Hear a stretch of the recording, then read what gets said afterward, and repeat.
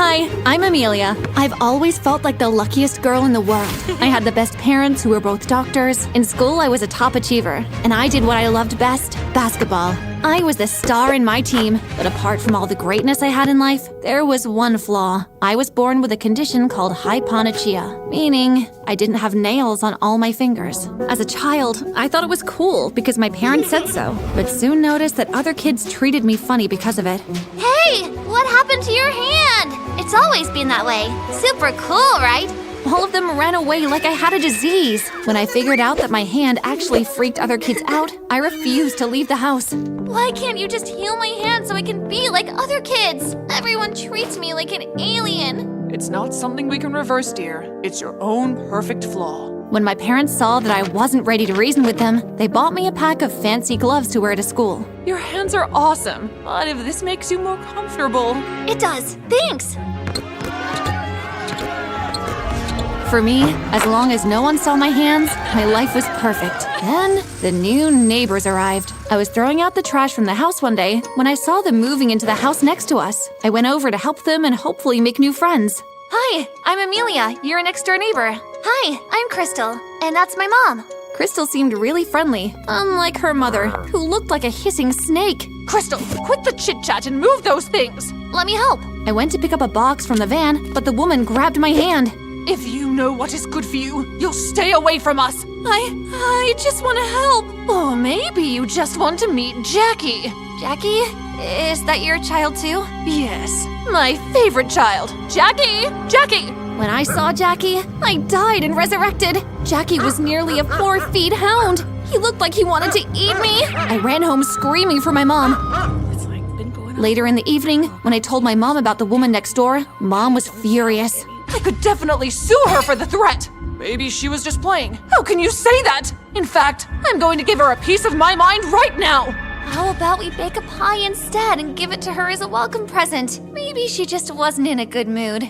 Dad supported the idea, and since Mom always listened to him, the next morning, Mom and I baked a pie and carried it over to the neighbors. Crystal was the one who opened the door. I'm so sorry for what my mom did to you that day. She's a bit crazy. That's okay. Is she home? The porch suddenly felt icy when Crystal's mom appeared at the doorway. How may I help you? Hi, I'm Amelia's mom. We baked this pie to welcome you and your beautiful daughter. To my relief, the woman's stony expression melted off. Oh, really? This is so sweet. I'm Mrs. Freeze. She took the pie, and we happily turned to go. And that's when I felt something warm and soft hit the back of my head.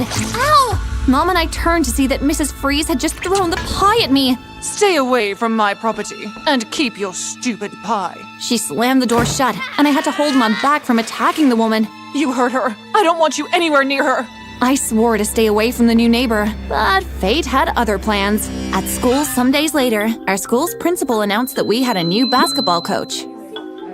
But when it was time for our new coach to arrive, the lollipop I was sucking on dropped to the floor at the sight of Mrs. Freeze coming into the basketball court. Hello, everyone. Glad to be your new coach. Please treat me well. She didn't even act as if she recognized me. Emily, a girl in my team who was very jealous of my success, was soon tripping over her feet to impress her. Welcome, ma'am. At least no one will be more favored now. What do you mean? The former coach treated Amelia here specially. That's not true. Who asked your permission to speak? Off the court now! What? Or would you prefer to be dropped off the team? Upset, I went to the bleachers, and everyone else started playing. My team won, but I was so furious that I didn't get to play, so I decided to confront Mrs. Freeze and set things straight with her. But when I got to her office door, Mrs. Freeze was crying over a baby picture. I was so stunned I turned around and bumped right into Emily. Came to bribe your way onto Mrs. Freeze's good side. Can you drop it? I don't need to bribe any coach. I'm a natural. Well, we have scouts coming in for our next game this weekend. We will see who is awesome then. Glove tag. Being picked by the scouts was a big step towards my dream of playing in the WNBA. Even though I was confident of my skills, I practiced more so I could impress them. But something happened that risked everything I had been working hard for. The morning before the game, I went to the bathroom to wash up, but slipped and fell. I sprained my right hand, but what hurt the most was what my parents said next. Well, this means no game for you today. Dad, this is a golden opportunity to be a big sports star. And how are you supposed to do that with one arm? Besides, I doubt that witch you have as a coach would let you play at all. There was no winning the argument with them, so the moment they left for work, I dressed up and hurried to the city's basketball court. I was already late. They were just about to start when I arrived. Is that bandage a stunt to get the scouts' pity? She's not faking. I knew a broken arm when I see it. I worked hard for this, ma'am. A broken arm won't stop me. I expected Mrs. Freeze to get mad and order me out of the game, but to my shock, she asked for a handshake. You're either very stupid or very brave. Either way, I'm beginning to like your guts. Reminds me of my much younger self. Just as I was about to accept the handshake, I noticed that Mrs. Freeze had Hyponichia too. Hey, your hand. It's just like... What? Never seen a nailless hand before? Actually, Take your position. Game time. And just like that, she went back to being cold. Despite my one-handedness, I scored more points than any other player. It was a pain, but it was worth it because the scouts signed me up for a national game next year. Emily was green with envy. Later that night, I was struggling with how I could tell my parents about the offer I had gotten when Dad burst in angrily and threw some flowers at me.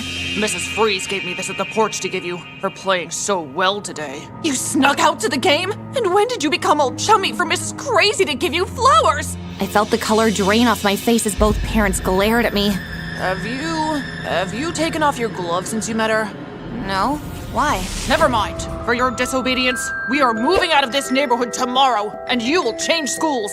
Like, pack our bags and go to a new house kind of leave? Exactly. Honey, that's too sudden. Then next week. Dad's behavior and decision was completely odd, but it was just the beginning. After that day, he began to act super paranoid. He became strict about dropping me off at school and picking me up. And if I had to go anywhere, Dad would tag along as if he felt someone would steal me away. His actions made me super suspicious, so I decided to investigate Mrs. Freeze. One night, I crept out of the house to hers and knocked on Crystal's window. Hey, Chris, can I see you for a sec? She came out and we sat on the grass. I just wanted to ask about your mother and send her my thanks for the flowers. She got you flowers? Seems like you're beginning to grow on her. My mom never gets flowers for anyone. So she's always like super cold to people? To you? Hey, don't blame her. She's living up to our family name, Freeze. Being cold should be our family mark. Strangers. Anyway, she says a stranger stole something very important from her, so she doesn't trust anyone. We talked some more, and Crystal revealed she was being homeschooled because of a health condition that made her weak. I have to go now. Mom will freak if she sees me out here. Just as she was about to go, she suddenly had a bad cough, and her mom appeared looking angry again. What did you do to Crystal? Nothing, man, we were just talking. In the middle of the night? I knew you could be a bad influence. Don't ever come near my daughter again. I watched speechlessly as Mrs. Freeze went inside with Crystal. I couldn't believe she was the same person that gave me flowers. Despite her warning, I planned to go check on Crystal in the morning. But the next morning, I woke up to Dad and Mom packing things into a truck. What are you guys doing? I told you, we're moving this week. I thought you were just kidding. Kidding? We're leaving the country today. My head spun at Dad's words. Dad, you can't do this. I just want a chance to play in the Nationals. Mom, please talk to Dad. Dad says he has serious bad vibes about staying here with Mrs. Crazy next door, or as your coach. Go in and pack. Essentials only. We need to leave here before she comes back from work. Dad just didn't make sense. So when they turned their backs, I broke out in a run towards school. Amelia, get back here! At this point, I could bet all my money that Mrs. Freeze was Dad's ex, and he didn't want us to find out. Well, I was going to. However, at the moment I stepped into school, I was cornered by Emily and her friends. I can't put it past me that you beat me with one hand. Told ya, I was born and soaked in awesomeness. Or your gloved hand is hiding some kind of magic you're cheating with. Just admit that I'm better than you and get over it. Prove me wrong then. Show us what's beneath the gloves. I knew Emily was going to use force if I didn't cooperate. To make things worse, half of the school was now gathered around us, and I just couldn't let them all see my hand. Just then, I saw someone who could get me out of this mess. Mrs. Freeze, please save me! She ignored me as if she didn't know what was going on. Obviously, she was still mad at me from last night. Emily and her friends jumped on me then and succeeded in pulling off my gloves. E.T. has got a sister! The laughter was deafening. Ew, it's like a toad's hand! Just when I felt I would faint, Mrs. Freeze barged into the circle and grabbed my hand. Amelia, are you okay? She's a freak, ma'am. If she's a freak, so am I. She raised her hands, showing her nailless fingers. Freaky. Now run, before I put all of you in detention. She helped me to the school garden, where I finally caught my breath. Amelia, I am so sorry. I called you to help me. You ignored me. It's you. You're the only one in the world with those hands. My baby. Please forgive me. Your baby? Don't touch me. You hurt her! Don't touch her! You have some guts to say that to me after stealing my daughter! Dad, what's she talking about? He's not your dad, and she's not your mom! I am. What? I told you to stay away from this insane— No, she's right. We are not Amelia's parents. Her daughter, Crystal, is our real child. Mom and I went white with shock. My ears were ringing. 15 years ago, I went to a park with my months-old baby. A man came with a baby in a stroller too. We made small talk, and then I needed to use the public restroom. When I returned, he had taken my baby and replaced mine with his own. Dad, that man was you? Honey, tell me she's lying, please. What was I supposed to do? You were in a coma for months after you gave birth. Then I discovered that our baby was very sick. I thought she wouldn't make it past her first birthday, and I didn't want you to go through that. If I knew she would survive, I would have never— This is why you wanted us to leave. Yes. The day she gave me those flowers, I saw her hands and recognized her as your real mother. I'm so sorry. For years, I searched for you, Amelia. Losing you turned me into a bitter and unhappy person. Crystal arrived then, and from the look on her face, she had heard everything. What is all this I'm hearing? You are not my real mom? Crystal, what are you doing here? I saw and heard all the commotion this morning at Amelia's place, and I was so curious I had to follow. I don't believe this. Is that enough proof for you? Mrs. Freeze gave my mom a copy of my birth certificate, and written in it was my condition in details. With this alone, Dad's fate was sealed. That same day, Mrs. Freeze called the cops on Dad. It hurt to see him arrested, but he had to pay for his crimes. No! Amelia is my daughter. My heart broke for Mom, and I hugged her. Of course I still am. There's more to being related than blood, right? But today, you have found another daughter. Show her some love. It was the most emotional moment of my life. Dad went straight to jail from there. It hurt to see him arrested, but he had to pay for his crimes. Will you move in with me now? How about we all move in together? Whatever you want, dear, as long as you're there. The four of us rented a bigger house, and even though it was super awkward at first, over time, we all drew closer together. Somehow, the experience made me stronger. I stopped wearing gloves, and thanks to having Mrs. Freeze as my mom and coach, I became even more unstoppable at basketball. But I still had one more enemy to defeat. So, you got my beauty, my basketball talent, And your spooky nail thing. thanks to the spooky nail thing that I was able to recognize you the moment you pulled off that glove. Just then, Emily walked in, and her face soured like limes. What's going on here? I'm bribing the coach, who happens to be my mom. Your mom? Yes, I am. And you know what a mom hates most in the world? A person who picks on her child. I'd run if I were you. Emily went red in the face and picked race. She gave me a wide berth from then on. I learned that you should embrace whatever imperfection you have. No one can ever hold it against you. And if you do bad things to hurt others, it will come back to bite you in the nose. It's just a matter of time. Hello there, I'm Inga, and I belong to a family of semi-nomads in Europe. Growing up, I was a really pretty kid. I had flawless skin, long dark hair, and eyes of different colors. Everyone who saw me used to say I was blessed by the gods, and every guy wanted me. Here are roses, my beautiful angel. I made you a trinket from diamonds. But they had no idea I had been born with a special condition. Come join us in the pool, Inga. Oh, no, I'm fine. Are you sure? The pool is nice and cold. Here, feel it. He suddenly splashed some on me, and my skin broke out in a rash. I had to run off before anyone could see it. As soon as I got into the lava, which is what we call our tents, Mom wrapped some clothes around my rashes. This was the special condition I was talking about. My skin broke out into rashes every time I touched cold water, and it made me feel so uncomfortable. I don't understand why this always happens. It's nothing, honey. Don't let it bother you. While we talked, Dad suddenly burst into the room, panicking. Darling, you and Inga should pack up your things immediately. We've been attacked by foreigners in their big machines. I peeped through a tear in the lava, and it was true. There were monstrous machines destroying our lands like they were nothing. Then, I saw the figure of a kid holding hands with an adult who seemed to be controlling everything. Destroy it all! gosh, it made me really angry. We should fight them. It's our land. We don't have the men for that now, Inga. Dad grabbed me and Mom and we escaped. And since then, my family never really stayed for long in one spot. We had to always migrate from one settlement to another to avoid invaders and find better pasture for our reindeers. Because of this, none of my friendships with anyone ever lasted. All my friends came and went like the seasons, and I wished that I could have just one friend who'd stayed by my side forever. But it felt like the most impossible wish. Or at least I thought so, until I heard a cry in the woods one day while I was packing some herbs for dinner. Someone, help me! I mounted my horse and galloped all the way to the sound of the voice. When I reached the voice, I found a boy my age stuck in some branches and helped him out. Are you okay? Yes, I think so. I'm Logan. You look like a very pretty angel. Thank you. I'm Inga. That's not a really popular name. Well, it's probably because you're not from around here. You're right. I'm American, and I'm camping with my older sister here for a project. She's a historian. I sat beside Logan and we spent the entire afternoon talking. When it started to get dark, I walked him back to his tent, and that was when I met his sister. But she wasn't what I expected. Where have you been? Hi, Holly. I was just, looking around. This is my friend, Inga. Hi, Holly. But Holly didn't even look at me. Instead, she faced Logan with fire blazing in her eyes. You've been talking to a girl? Do you have any idea how long I've been searching for you? You were just— Shut up! I wasn't talking to you! Stay out of this!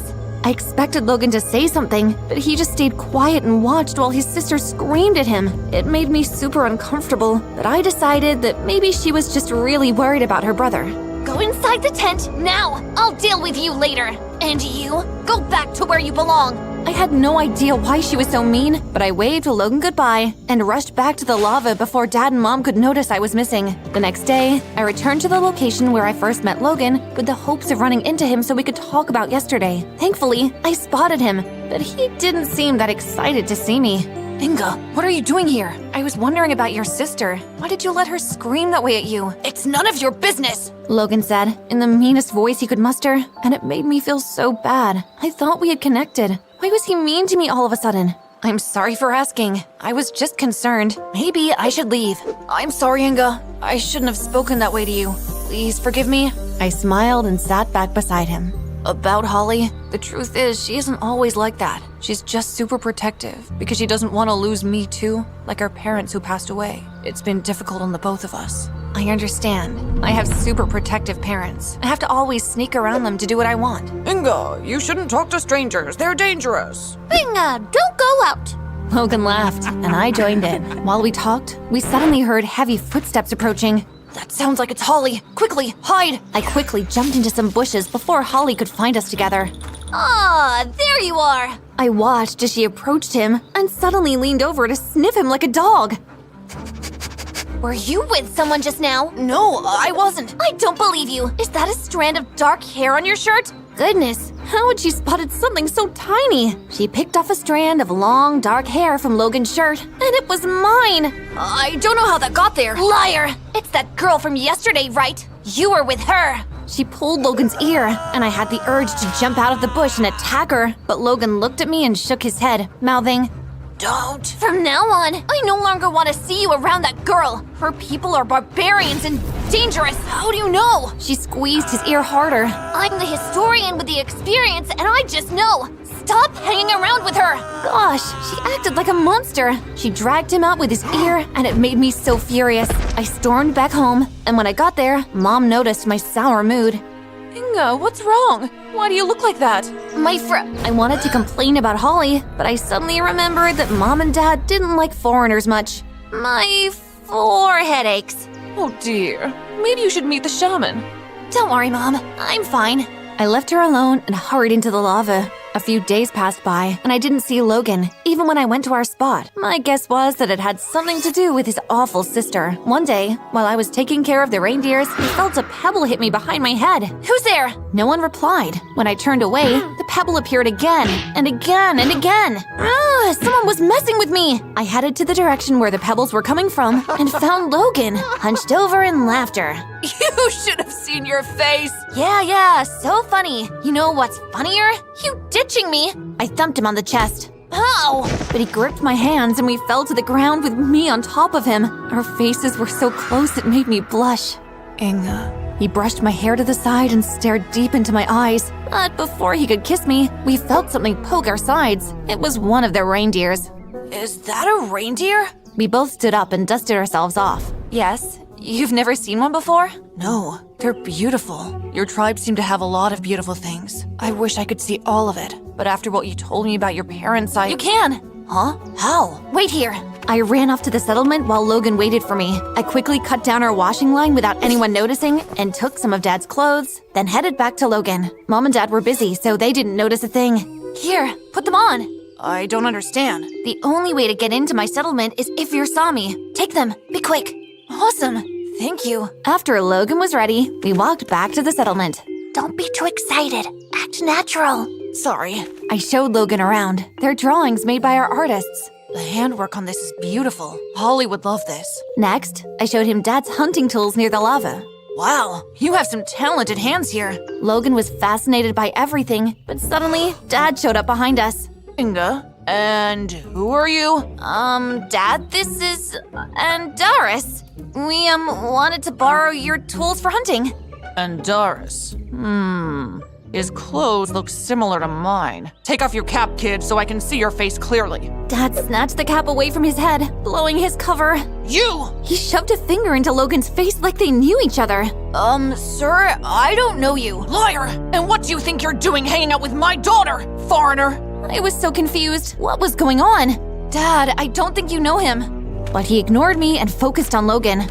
I never want to see your kind around here. Go, before I get my men to deal with you. Logan ran off, and I chased after him. Inga! Inga! Come back here! No matter how loud Dad screamed my name, I didn't answer. Logan, wait! He's right, Inga. You should stop hanging out with me. You're my friend, Logan. Why would I do that? Suddenly, Holly jumped out of the bushes. Logan, what did this little barbarian dress you up in? Please leave him alone. Don't talk to me like that! Holly stomped towards me and raised her hand to slap my face, but I caught it before it could land. I had had enough of her evilness. I'll talk to you however I like. You're an evil she-devil with a black heart who survives on torturing everyone around you, even your younger brother. What on earth is wrong with you? Shut up! She raised her other arm, but I caught it too. No, you shut up! You're the worst person to have as a sister! I pushed her to the ground, then stepped towards her menacingly. I'll deal with you sooner or later. This isn't the end. She got up and ran away like a coward. I faced Logan, but he turned away from me. You shouldn't have done that. I don't understand. She's always mean to you. It's none of your business, Inga. She's my sister, not yours. I can defend myself if I want to. I don't need you doing it for me. He walked off, leaving me standing alone and wondering what I'd done wrong. When I got home that evening, I confronted Dad. You chased my only friend away. Foreigners are not your friends. What's your deal with him? Why won't you tell me? Enough! You're banned from leaving the settlement. After that day, Logan stopped speaking to me, and the tension between Dad and I grew thick. But then, one night while everyone in my tribe was asleep, something terrible happened. I woke up to the sound of someone stealing jewelry from Mom's jewelry box, and I screamed, "Thief!" Waking everyone up, the thieves ran out before I could see their faces properly. I hurried outside and found that most of our things had been stolen. Our rock slabs, hunting tools. I got on my horse and chased after the thieves, and when I nearly caught up to the two of them, I suddenly fell off from my horse, but I got up and chased after them barefoot. Stop! When they stopped, I was shocked to see Logan and Holly. Logan, I don't understand. He couldn't even look at me. I warned you to stay away. Anyways, consider this payback for what your stupid tribe did to my parents. What are you even? Holly suddenly pushed me into a small pond I hadn't noticed, and red bumps began to spread across my entire skin. Oops, I guess you aren't so perfect after all. Look at your friend Logan. She looks ugly now. What a freak. Holly, that's enough.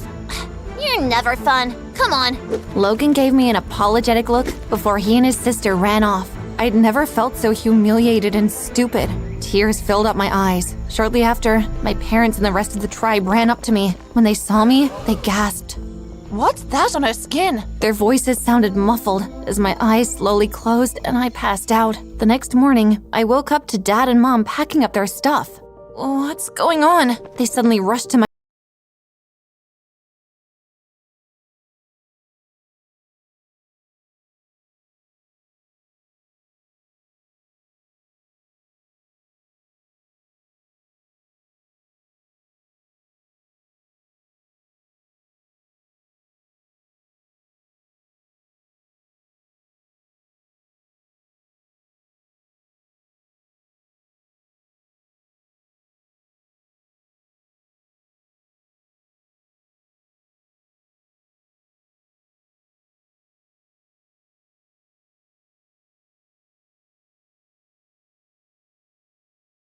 Is that how you know him? I guess it's time I let you know. Remember years ago when our first settlement was destroyed by machines? That boy and his people all did it. I couldn't believe my ears. But that's impossible. Logan said he didn't know you. He was lying, but I didn't want to say anything because you seemed so mad at me. I thought that I had been wrong about him and he might have changed. If only I knew he was still up to no good. Hearing everything Dad said made me really furious. I couldn't believe Logan had only been using me. It wasn't fair. I'll never speak to foreigners again. I promise you. I joined my parents to pack up the rest of our things, and within an hour, we were on the move with every member of the tribe. In 2 days, we found the perfect settlement. It was green, warm, and smelled so fresh. I took the reindeers out for grazing every day, and in a few years, I forgot all about Logan and Holly. But then one day, we heard a loud machine noise in the settlement, which sent chills through my body and sent everyone into chaos. We're not leaving our land again for foreigners! We'll fight! Everyone rushed behind Dad and waited for the machine. When it finally appeared, a man stepped out, and it was Logan. You? Please, I come in peace. Years ago, my sister and I stole some items from your home, and I've spent years looking all over for your tribe to return them, but you never stay in one spot. Why should we? You destroyed our first settlement. I was only a kid. My parents were the ones responsible. What was even their reason? What did we ever do to them? They were billionaires who were trying to expand their company, all right? That's all I know. My dad brought me along, but I didn't understand anything that was happening. Slowly, I remembered the innocent little boy holding the hand of the adult who was screaming at his machines to destroy our homes. But what about the things you and your sister stole from us? They're here, and I can explain. Holly was going to bring her team of researchers to ransack your homes if I hadn't convinced her that I knew the map of your settlement from what you showed me when you sneaked me in, and we could do it alone instead. What's her deal? Why is she so mean? After my parents destroyed your homes, they started to face some bad business and fell sick before they then passed away. Holly thinks you have some witches that cursed them. Jeez, I'm sorry, Logan. I hope she's doing better now. No, she was diagnosed with bipolar disorder and is now in a mental facility. As we talked, Dad and the rest of the tribe surrounded us. We've had some misunderstandings in the past, boy, but everything you've said and done today proves you have a good heart. As soon as every member of my tribe dispersed, I hugged Logan. I've missed you. Me too, Inga. I've missed seeing your beautiful face. So, you don't think I'm a freak, just like Holly said? You're not a freak. You just have a condition called cold urticaria. I'm a med student, so I know. Really? Yep. And for your eyes, it's a condition called heterochromia. Heteroelteria? As I tried to pronounce the words, Logan laughed and looked into my eyes. Every year I spent far from you was torture. I want to pick up from where we left off. It's been a few years. Maybe we should take it slow and start over as friends first. I can do that. I had the biggest smile on my face. Logan was back, and everything was better. Come into the lava. You're a part of us now. Okay, if we get this right, we will have created the perfect cleaning solution. Or we're going to blow up my house. Okay, ready? Let's do it. Oh no, we put in too much soap. I have always been like my dad, a smart genius. And because of my dad, I met my best friend Trevor. His dad and my dad worked together. We went to the same school, and sometimes we would hang out together. Until one day, his dad ruined everything. Mr. Smith had always been nice to me, but when he came into the room that day, he seemed so weird. Hey, Erica, here's a gift for you. What's this, Mr. Smith? It's a prototype of a new computer game. I want you to be the first one to test it. I should have known something was wrong when I saw his sly smile. Thanks, Mr. Smith. Oh, yes. Just make sure to play it on your dad's computer. I had no idea Mr. Smith had been working against my dad. Usually, I never messed with my dad's work computer, but I loved video games and Mr. Smith insisted. When I got home, I started to play the game Mr. Smith gave me, but then weird messages started to pop up. The disk turned out to be a virus. The computer started to smoke, and before I knew it, the entire thing blew up. My dad rushed into the room. Erica, what are you doing in my office? What happened to my computer? Sorry, Dad. I just wanted to play the game Mr. Smith gave me. On my computer? You're dumb. Video game obsession caused all this. All my work for the big day was on there. Now what am I going to do? It was too late. I had ruined all of my dad's work for his big presentation. I knew I should have gotten rid of these stupid video games. They belong in the trash. My dad gathered up all of my video games and threw them away. Dad, please don't throw my games away. It was an accident. Now, you can't get into any more trouble in our new neighborhood. New neighborhood? And that's when I found out my dad was moving the entire family out of town. With his project destroyed, my dad stood no chance against Mr. Smith, and he was fired. The next day, moving vans showed up to our house. I couldn't stop crying, thinking that this would be the last time I would see Trevor. My whole life was going to change, and it wasn't just because we were moving to a different city. Now remember, we all need to work extra hard since I lost my job. I'll do whatever I can to help out, Dad. You can count on me. Hey! Slow down! I can't! It's too slippery! Did you just hit me with a snowball? Of course not. I think that snowball from Miranda was meant for me, so thank you for taking it for me. I'm Lisa. I'm a fashion designer. I'm Erica, and now I'm freezing. Where's this Miranda? I've got a bone to pick with that girl. No, don't do it. She makes the most money for the store. Therefore, she runs it. She can make your life miserable here, Erica. Besides, forget about her. Today is the big day. What's so special about today? Hunter is the richest guy in town, and today he's doing his Christmas shopping. And this year, he's going to pick my design for his Christmas list. I just know it. Are those your designs? Oh no, all my samples are wet. Lisa and I quickly became friends. Even though I missed Trevor, it was nice to have someone to talk to again. And then I met the terror that is Miranda. Oh, how cute. She found a friend to play with in the dirty snow. How fitting. I don't know who this girl thought she was, but I know she wasn't talking to me like that. You should watch who you throw things at. Some people may throw things back. Whatever. You both smell like wet dogs. Just stay away from Hunter so you don't ruin my big Christmas sale. I thought Miranda was going to be the worst part of working at the store, but the customers were just as bad. Working in the store during the holidays was the worst. Everyone was so rude. It didn't help that Miranda and her little friends were trying to make my life as difficult as possible. But that day, I met the most entitled person I have ever met. Even thinking about it makes my blood boil. And I will take this whole section to decorate my doghouses. Hey, excuse me. I'm working here. And who are you? I'm annoyed. Nice to meet you. Now, if you don't mind, I have to clean this all up. Work? What is that? You're funny and cute. And I want her as well. Hey, buddy, I'm not for sale. I just work here.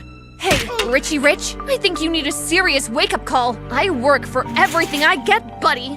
Fine. Then I will buy the store. That makes you my employee. Whatever, dude. I'm going to lunch. But when I got back from lunch that day, the whole store was empty. It was like Thanos had done the snap or something. When I got outside, Hunter was waiting outside the store in front of a limo. Where is everyone? I told you, I bought the store, and now you and I can be together. Can't you see? I've fallen head over heels for you. You've basically won the lottery. Are you insane? This is my only job, and I need to help my parents pay for our home. You don't understand. My father is rich, and I can get whatever I want for my Christmas present, and I've chosen you. Once again, moneybags. I'm not for sale. And besides, I'm in love with someone else. See ya. You should know I always get what I want. Well, not with me. As much as I wanted to ride home in a limo after a long day, I walked in the snow all the way home. But when I got home, I was surprised to find my family throwing a party.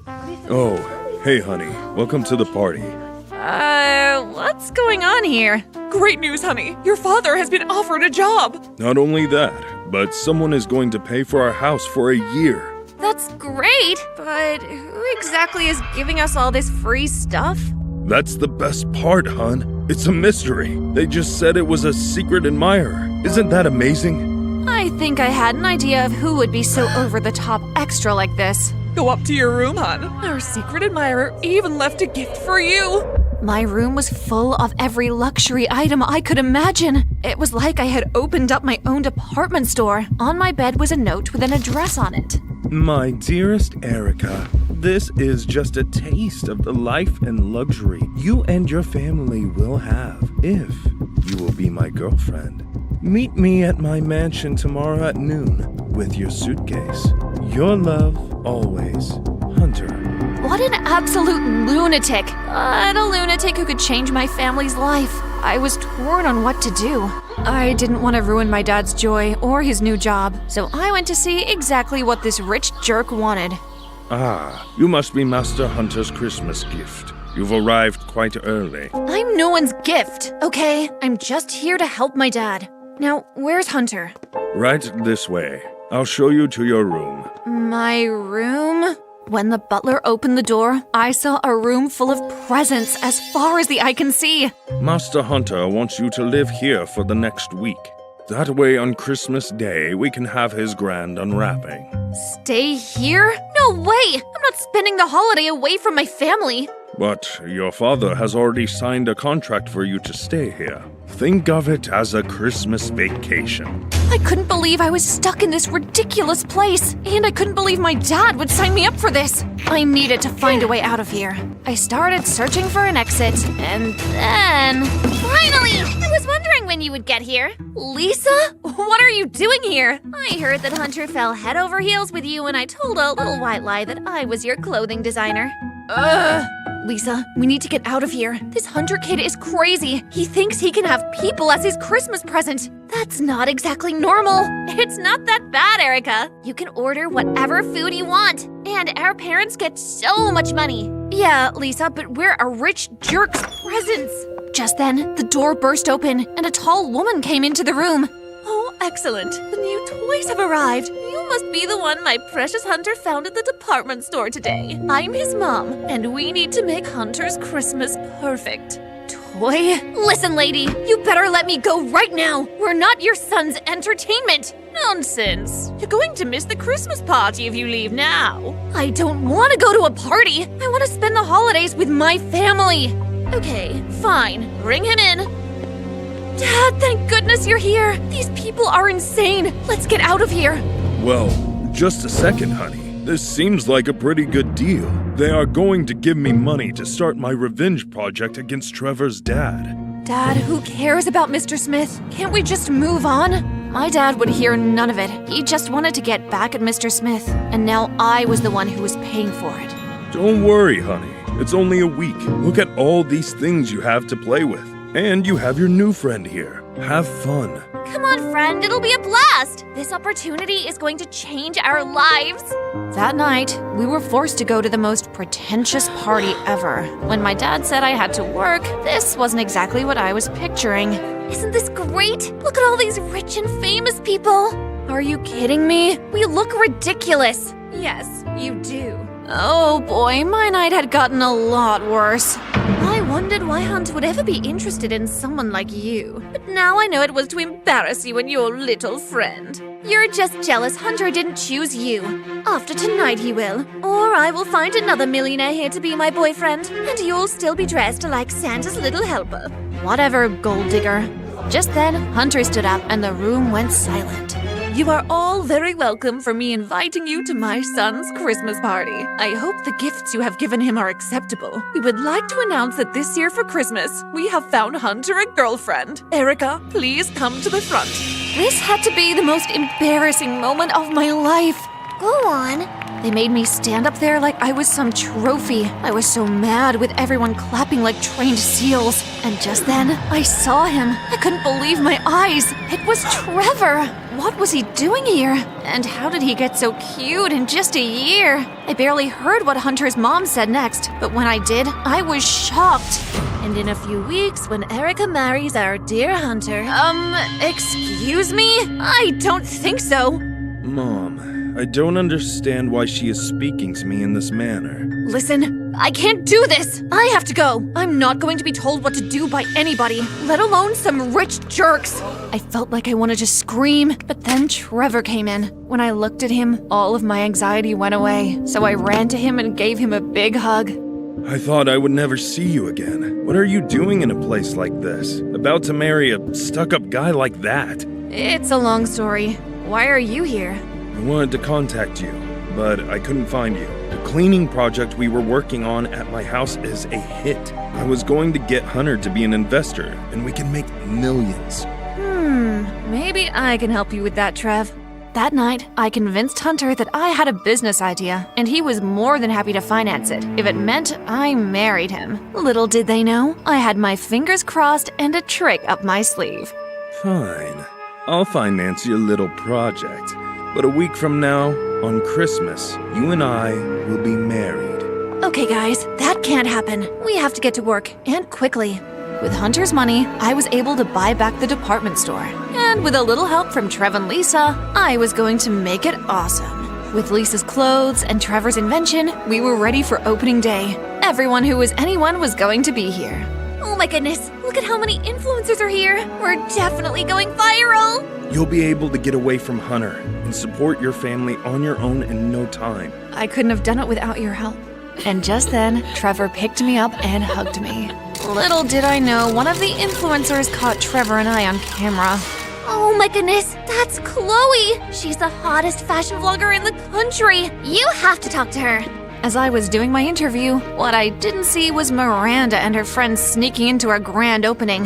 They went to all of our clothes and splattered them all with paint. When we started our fashion show, I thought Miranda had ruined everything. The fashion models began to walk out and everyone gasped. The clothes had paint streaks all over them. Oh no! What happened to my clothes? I think I have an idea. That was it. I was sick of dealing with this jealous bully. I needed to give her a piece of my mind. Looks like the designs from your loser friend are ruined. I told you that you shouldn't mess with me. I was ready to snap, but then I heard an applause, and then everyone began to stand up. It's brilliant, dramatic, stunning. This is my fashion line of the year. Watching Miranda's face as the whole store and fashion industry applauded us was priceless. I was so happy that I had forgotten all about Hunter and our arrangement. Did you really think I wouldn't see you with him? I see everything. You've been using me to see this guy. Look at him. He's so poor. Hey, I'm not poor. Oh yes, you are. I am taking back my funding, and you and your loser friends will have nothing when you could have had everything. I do have everything. I have a good family and friends and talent. I don't need your money. Just then, my dad jumped in between Hunter and I. Don't listen to my crazy daughter. I just need a little more time to get back Enough with the revenge stuff, Dad. If someone does us wrong, we just move on and do better. We don't need their money. And then Hunter's mom came with her lawyers next to her. You have a contract that your family signed. What my son wants for Christmas, he gets. Well, not this time. Erica doesn't owe you anything. I paid off her contract. Trevor, you didn't have to do that. How could you afford to do that? I sold our cleaning product to a major company, and we made millions. Enough to get you away from these crazy people. What a great Christmas gift. Is there anything else you want? Maybe just a vacation from my Christmas vacation. What about your old video games? You really do know everything I want. Hey, just call me Santa Claus.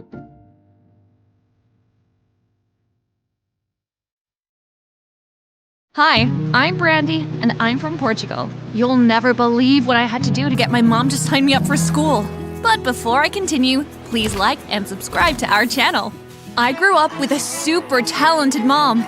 Not only was she a songwriter, she was also a famous singer as well. I used to enjoy going to Mom's concerts and cheering her on from backstage. But when I was 5, everything changed.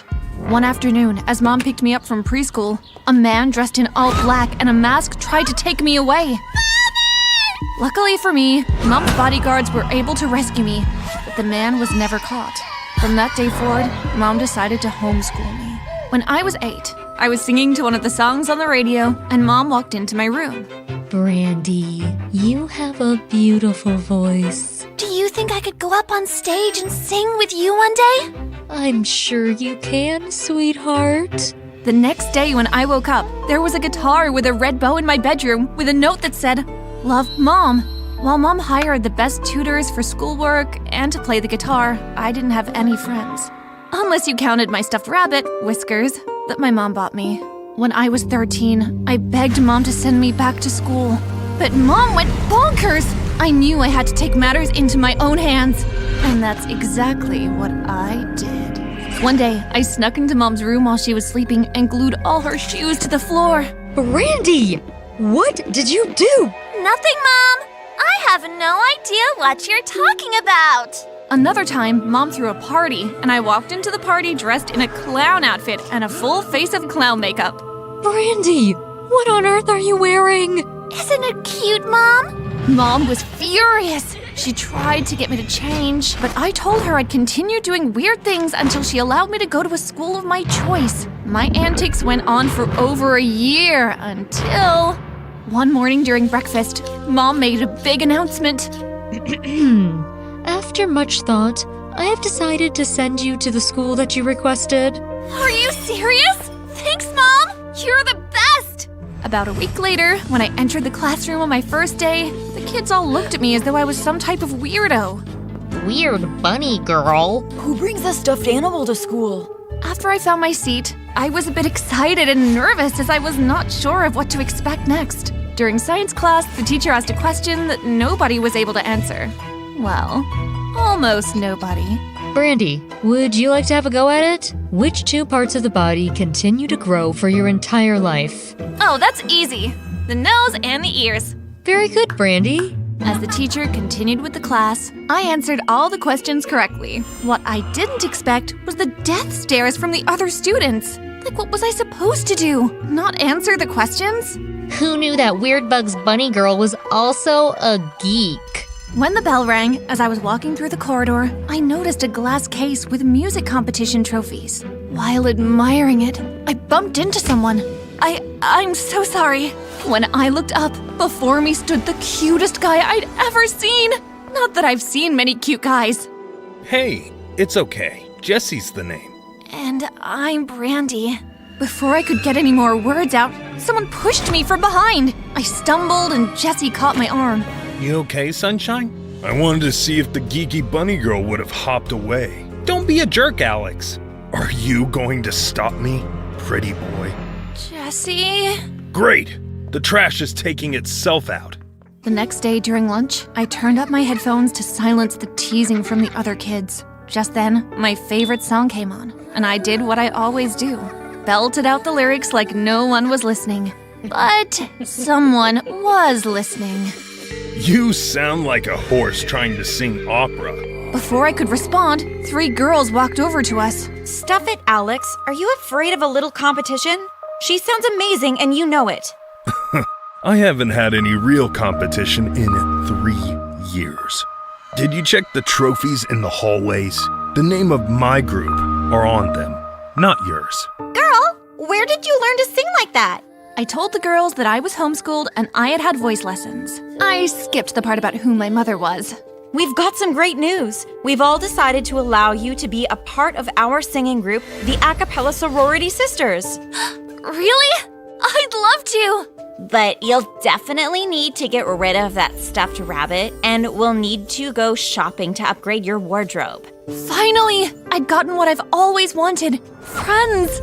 But it did come with a cost. Ever since Alex found out that I was part of Rebecca's group, he did everything to make my life a living nightmare. One time during class, I stood up to answer a question, and just as I sat down, Alex put a whoopee cushion on my seat. The farting sound wasn't the worst of it. The smell was awful. Kids at school called me Fart Girl for an entire week.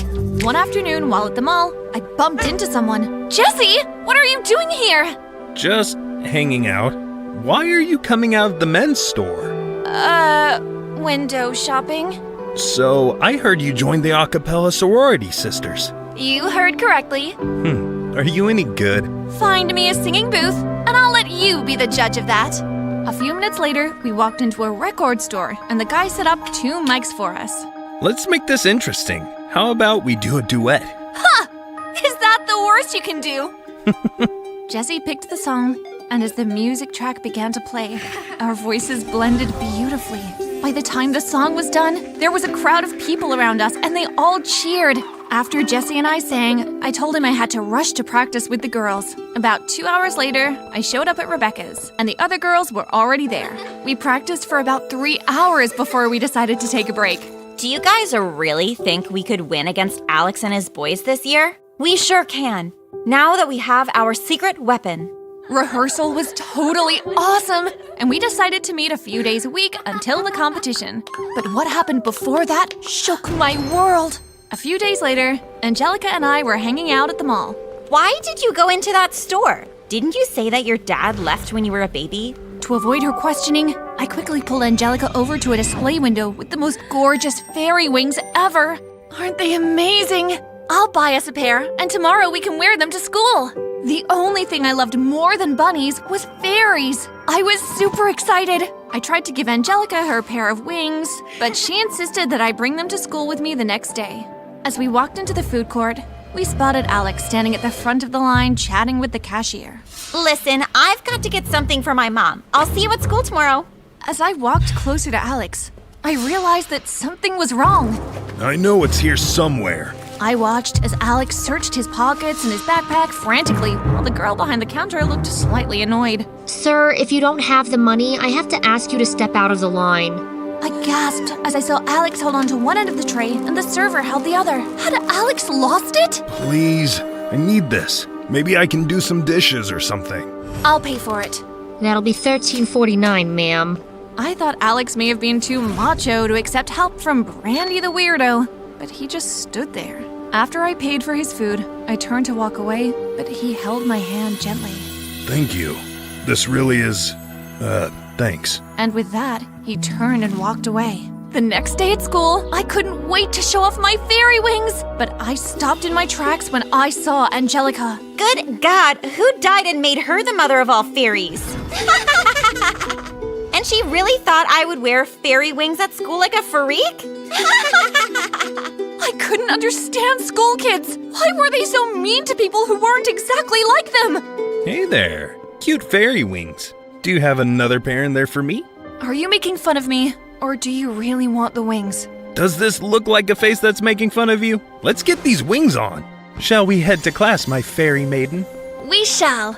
That day was spectacular. The teachers didn't even mind that Jessie and I wore the wings. Over time, the kids stopped laughing, and they were giving us compliments about the wings. A few girls even asked where I bought them. Later that day, while Jessie and I were having lunch, Rebecca, Trisha, and Angelica walked up to us. We heard what Angelica did to you this morning, and we're so sorry that she did that. That is not how friends act. Angelica has something she wants to say to you.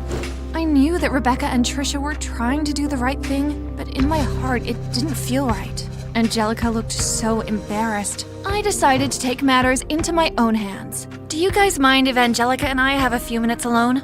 Come on, Angelica. Once away from everyone, I felt as though the tension from Angelica's body just lifted. We sat for a few minutes before Angelica broke the silence. I'm sorry about what I did.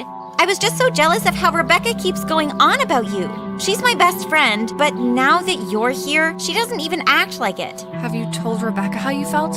I wanted to come to school to make lots of friends and have new experiences.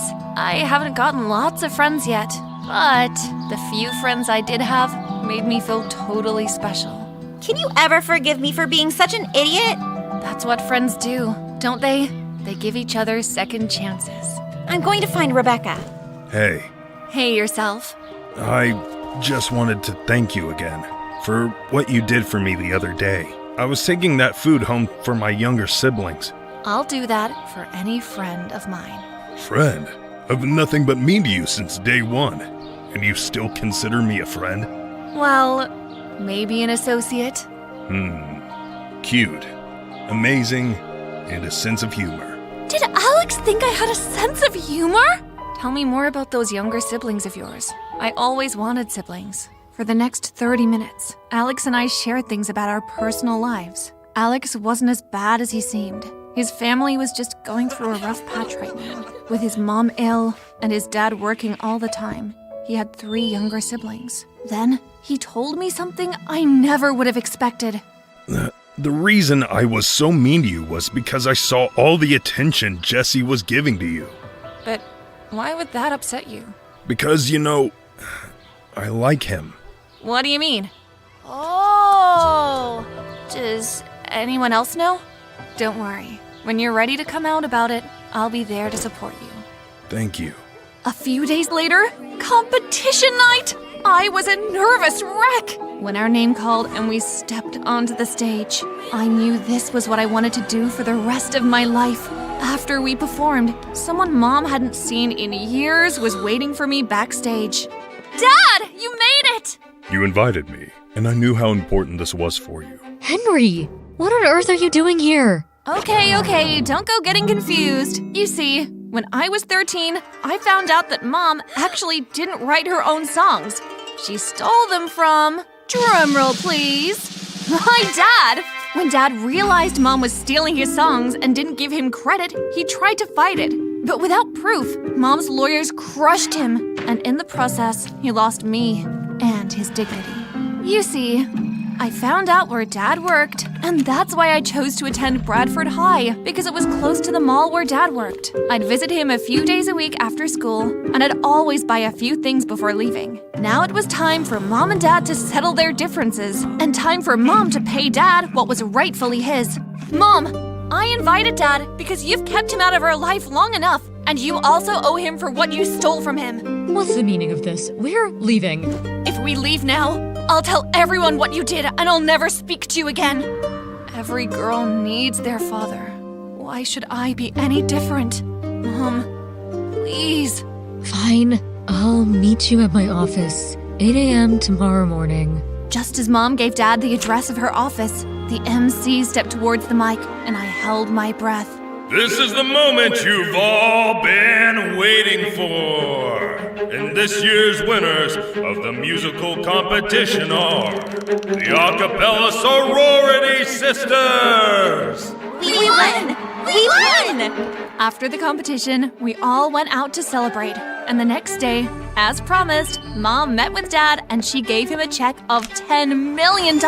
She apologized to the both of us for what she did and told us that he could visit me anytime at the house. Everything in my life seemed to be going great. I had friends, my dad was around, but there was still something missing. There's something I've been wanting to ask you for the longest while. Yes? Would you like to go on a date with me? I thought you'd never ask.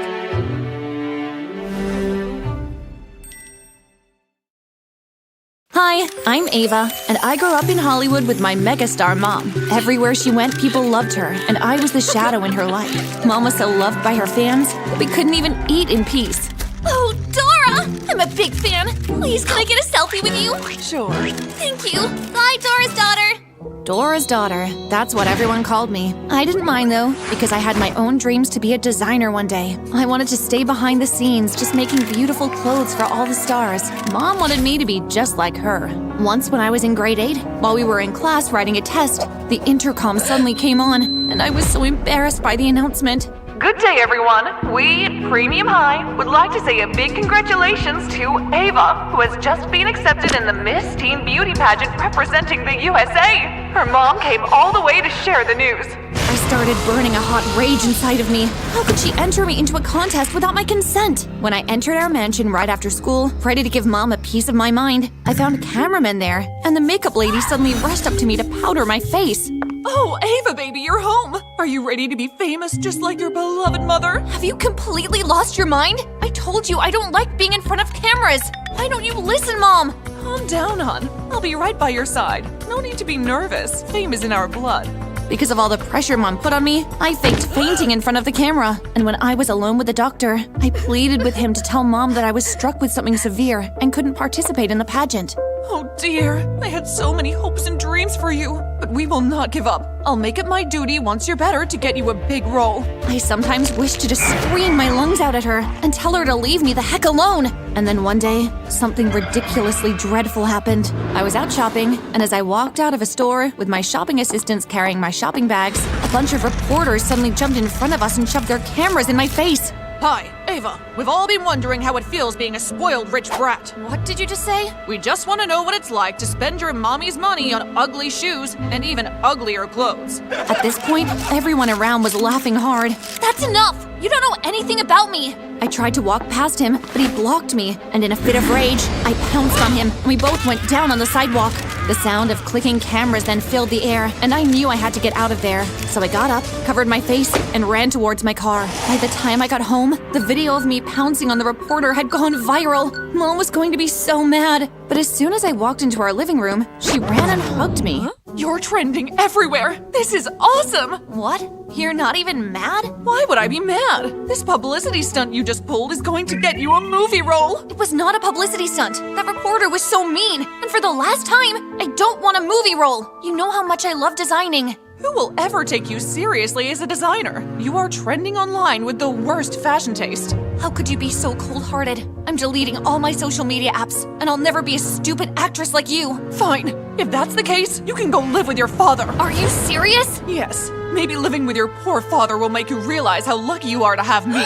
You'll come back, and when you do, you will do as I say. Mom sounded so evil, and I did as she asked. I packed my bags, and the next day, my driver dropped me in my dad's town. Mom refused to let me take the car she bought me, and I was done needing her. I felt out of place with my fancy clothing and suitcase, and everyone looked at me like I was an alien. Hi, do you need any help?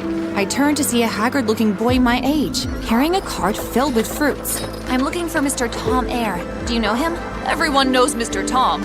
Suddenly, I was excited. If my dad was that famous in the town, maybe he was the mayor or something.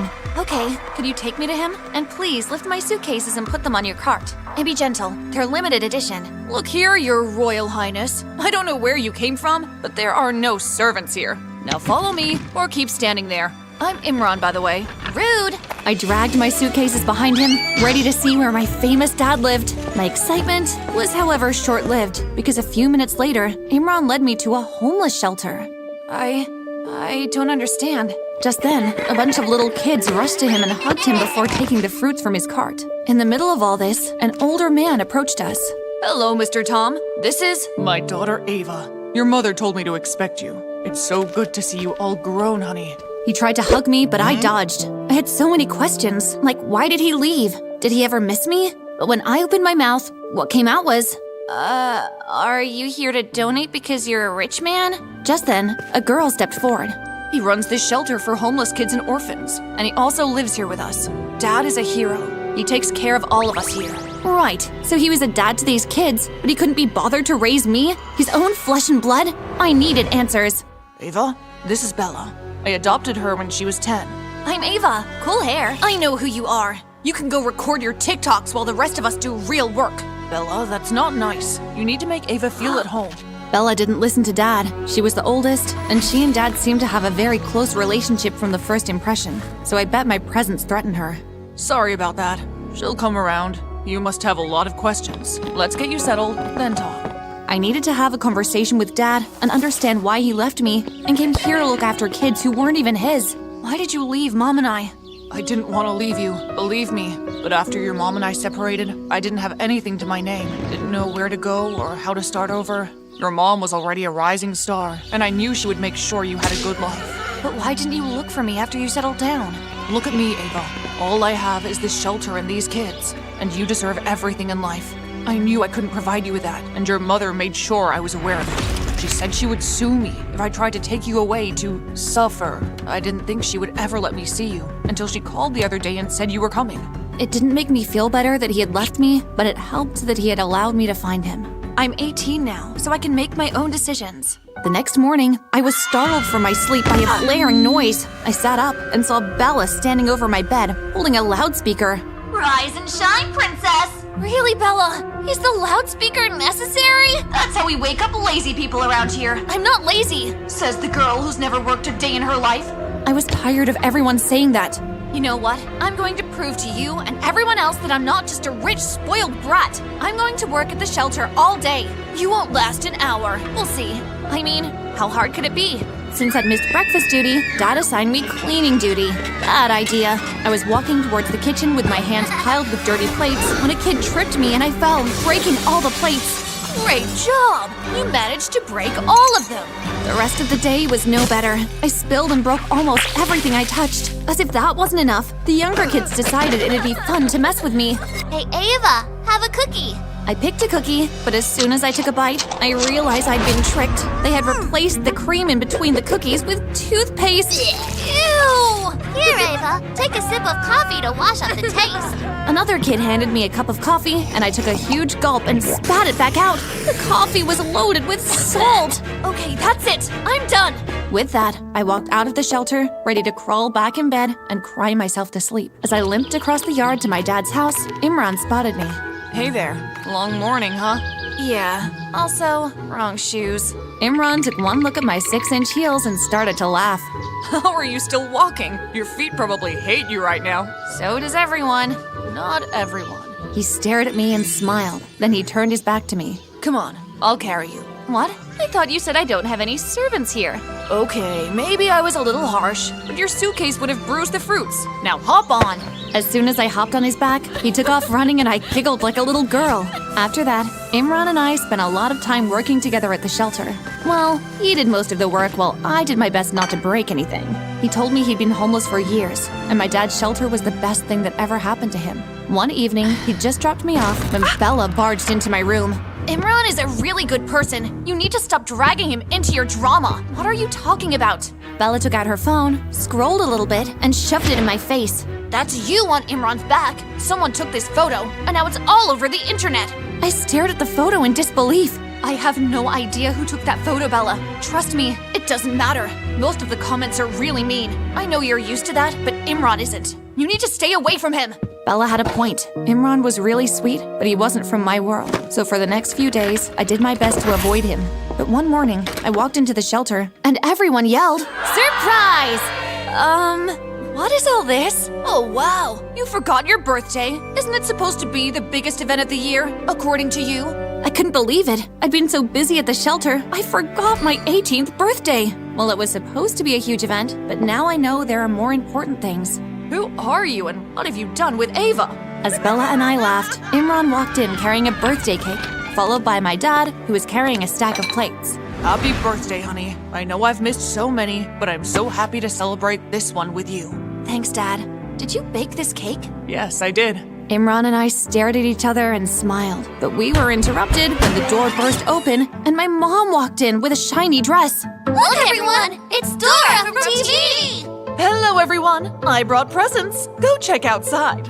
At the mention of presents, they all ran outside. Happy birthday, my big baby. Mom, what are you doing here? It's your birthday. I've never missed that ever since you were born. Unlike your poor father. Nice to see you too, Dora. Mom made my party feel so tense. And then Imran tried to break the ice and offer Mom some cake, but she was so vicious towards him. Would you like some cake, ma'am? You're that boy who has been trending on social media with my daughter. Ava, don't tell me that you've fallen for this poor thing. Hey, you can't talk about Imran that way. We may not be stinking rich and famous, but we have something you will never. Humanity. Says the girl who took the photo and leaked it to the press. I don't know what you're saying. Oh, darling. I am widely connected, and I know what happens everywhere, especially if it has to do with my daughter. I couldn't believe that Bella would stoop so low just to hurt me. How could you do that, Bella? I know you were jealous because I'm my dad's real daughter, but I did nothing wrong to you. I'm sorry. So you see, Ava, these people can't be trusted. Your dad has made his choice. Please don't make the same mistake. You're still the cold, vindictive woman.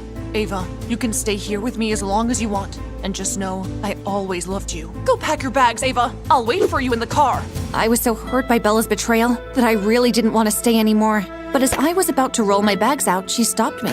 You were always in his mind. He even keeps the only baby picture of you in his wallet.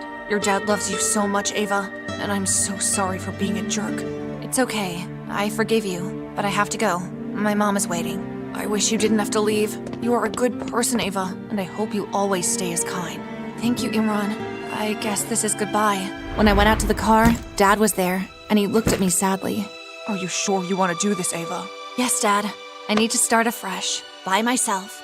I don't understand. By yourself? I knocked at the car window where Mom was seated, and she rolled her window down. Can we go now? Yes, you can go now. I packed all the designer clothes you bought me in the suitcase. I'll call to check on you.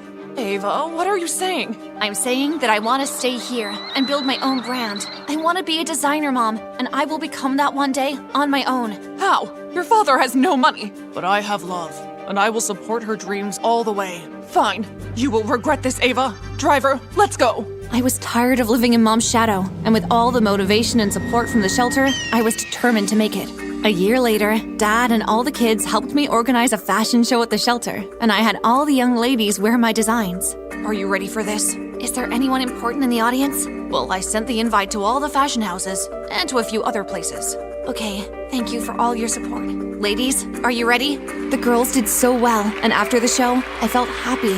And then suddenly, I was approached by a lady. Hello, Miss Ava. We loved all your designs, and we'd like to make you an offer. Okay, which company are you from? Louis Vuitton. Never let anyone take your dreams away. There is always a way to make it. Carla! Carla! Hi, I'm Tesla from Brazil. Until recently, just your average girl, going to school, having a pretty good life. Until the dreams started. I was born with a really strange birthmark on my neck, and from childhood, I was taught to feel shame about it. My parents, who are carpenters, made sure I covered it with neck scarves or turtlenecks whenever I left the house. I've picked out your outfit for today, love. Another turtleneck? It's summer, Mom. The weather is hot. Can I wear a tank top? No, dear. We can't have the mark on your neck show. But why? Look at it, dear. It's so ugly, don't you think? People will run from you if they see it. We are the only ones who love you with the mark. No one else will. Thanks to them, I was always self-conscious when I was outside. I didn't want to make friends so no one could get close enough to see my mark. The only time I threw caution to the wind was when I was close to water. No matter where we were, if I saw a body of water, be it a bathtub or the Atlantic Ocean, if it was big enough for me, in seconds I would be swimming in it. I just couldn't resist the pull of water. When I turned 10, Mom and Dad took me to a fancy dinner to celebrate their anniversary, and while they were eating, I crept away from the table and climbed into the giant aquarium. My parents didn't even notice. I was having so much fun until some bratty kid sold me out. Mom, look, a real mermaid. Tesla! In seconds, the security pulled me out. My parents rushed me home. They told me I ruined their anniversary. Tesla, this is becoming too much. Were you a fish or something in your former life? I don't know about being a fish, but I want to be the most popular swimmer in the world. Better than Kate Ledecky. How about you become a carpenter, like us, and give up this fantasy? I was really strong-headed, so eventually, my parents had no choice but to support my dreams. They got me an inflatable pool that I could do all sorts of strokes in, and even let me participate in local swimming competitions. But when I turned 13, something happened that turned my love for water into a phobia for it. We traveled to Dad's rural hometown for Christmas, and as a treat, Dad took me to their local lake. Stay close, Tesla. Swim in the shallow side. The shallow side is for amateurs, Dad. I ignored Dad's instruction and dove right into the deep side. I thought I was such a great swimmer, but I was the amateur that day. Suddenly, my legs cramped and I couldn't move. Help! Somebody! No one seemed to hear me, and the water was pulling me under quickly. That's when it happened. I couldn't tell if it was a vision or a memory, but the lake suddenly became a stormy ocean, and I saw a ship being carried away by strong waves, and a woman was shouting from the ship. There was something about her. Carla! I closed my eyes and saw a woman with sandy brown hair just like mine. Carla! Tesla! When I opened my eyes again, I was on the beach with Dad and several people around me. Tesla, oh thank God. I thought I lost you. That experience changed my life. Every night after then, the vision I had seen would always replay in my head at night. It got so bad that the sight of anything related to swimming, like my swim trunks, made me jump. Even bathing became scary. My head was filled with questions. Who was Carla? And why did the ship I saw have the same mark on my neck? What was going on with me? I needed answers, and my parents seemed like the best place to start. I approached them one day in our backyard. Mom, Dad, have I ever been on a ship before? To my surprise, they got the strangest looks. Mom even looked like she wanted to faint. Of course not. Why do you ask? Ever since I nearly drowned, I've been having these strange dreams. There's a ship, and someone screaming a name. It must be the shock from your experience, love. Or it could be your body's way of overcoming your obsession with swimming. Go back inside, and I'll make you a nice lunch. What they said made sense to me back then. I just wanted the visions to stop. They kept playing over and over like a broken record. I decided to abandon my swimming career and began to learn my parents' business. Every day after school, I dove into how to cure wood, cut, paint, sand. I felt like I was really becoming a carpenter. Keep your wrist like this, so you get just the perfect arch. Like this? Great. You're a natural at this, Tesla. Although learning my parents' trade gradually made those horrible flashes in my head stop, it was also increasingly dull. Since I was too scared to swim again, I tried to force myself to be happy. I should have known it would never work. A year later, my parents hit the jackpot in their career and transferred me to an elite school. As usual, I stayed away from everyone. Please don't sit at my table. Please don't sit at my table. But there was one person who didn't get the hint. So, Tesla, why do you always cover your neck? Do you have, like, a secret vampire bite? For the 100th time, no. Why do you like to be alone? Do you smell bad? Don't smell bad to me.